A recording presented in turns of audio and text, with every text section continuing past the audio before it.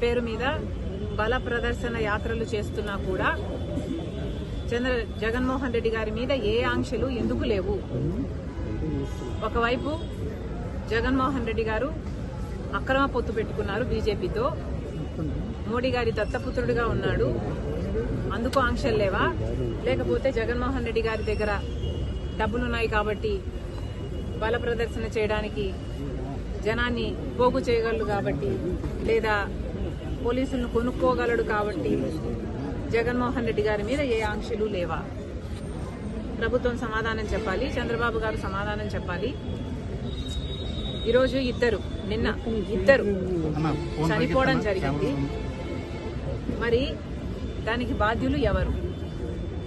పోలీసులు 100 మందితో జగన్మోహన్ రెడ్డి గారికి అనుమతి ఇస్తే వేలల్లో 1000కి పైగానే జనం వచ్చారు.